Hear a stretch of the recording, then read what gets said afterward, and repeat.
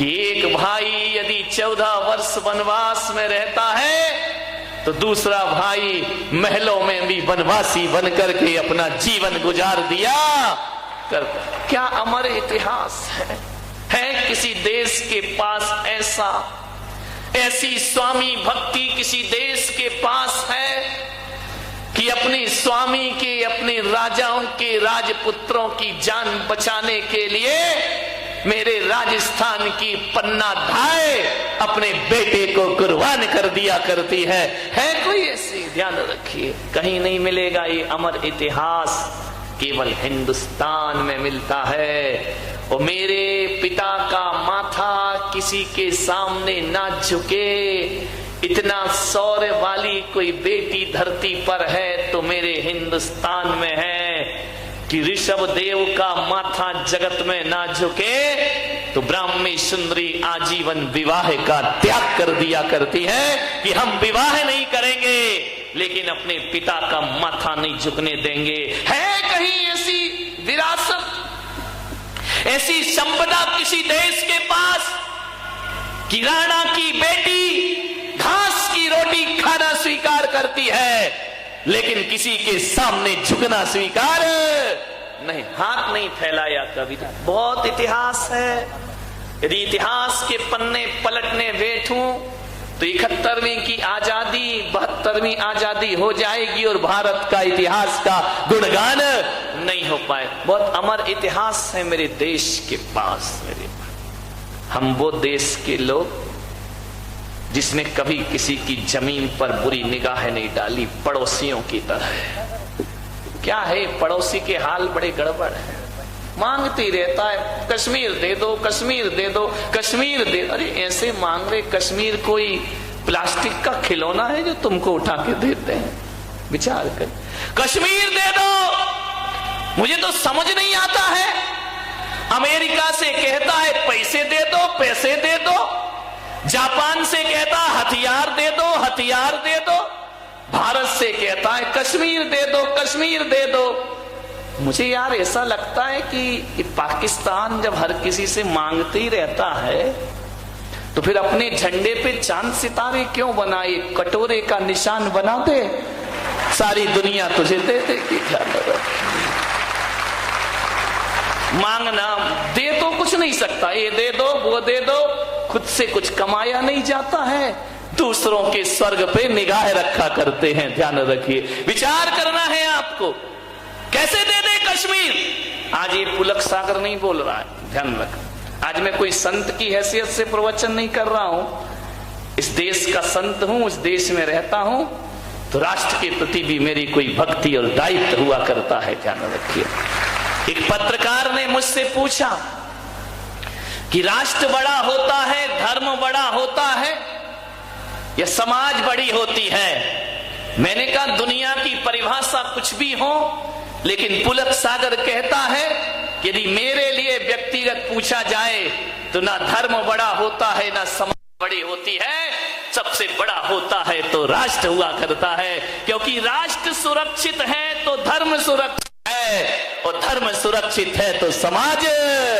राष्ट्र भक्ति से बड़ा और कोई चीज नहीं हुआ करती, सबसे बड़ी देशभक्ति हुआ करती है।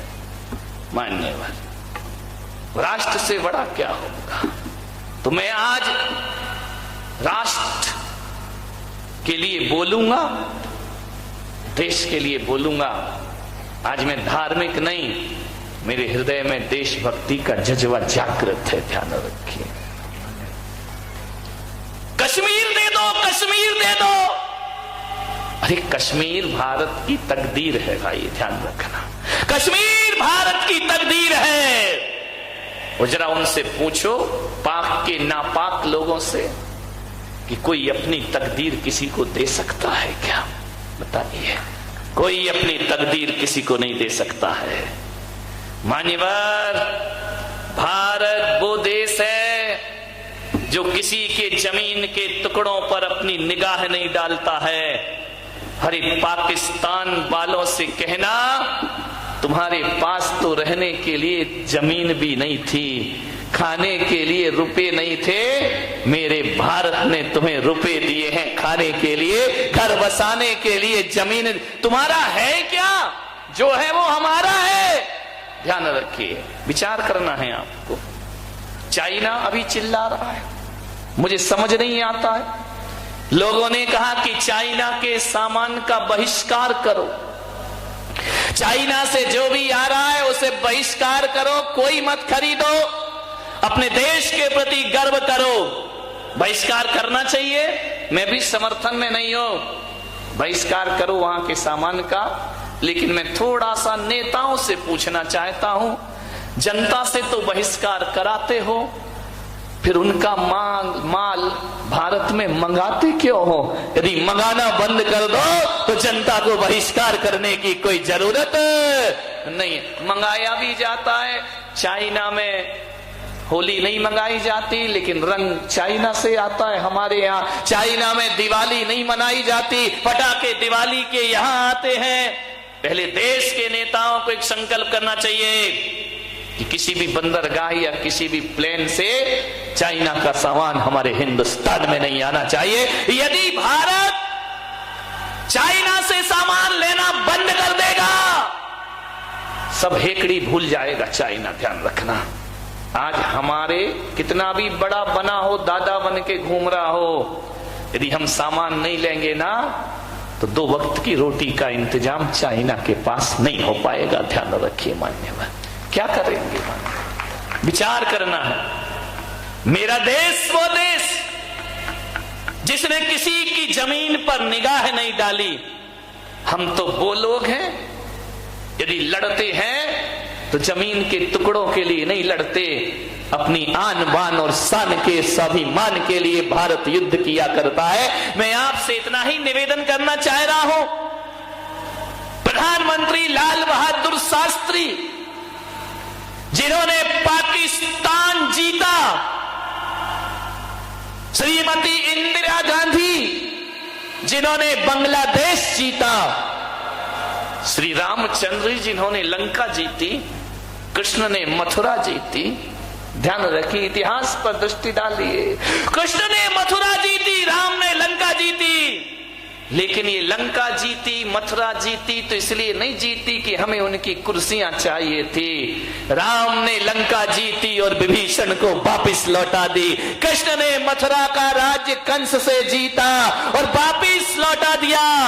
इंदिरा गांधी ने बांग्लादेश जीता और बांग्लादेशियों को वापिस दे दिया। और लाल बहादुर शास्त्री ने पाकिस्तान जीता और भीख में उनका पाकिस्तान उन्हें वापिस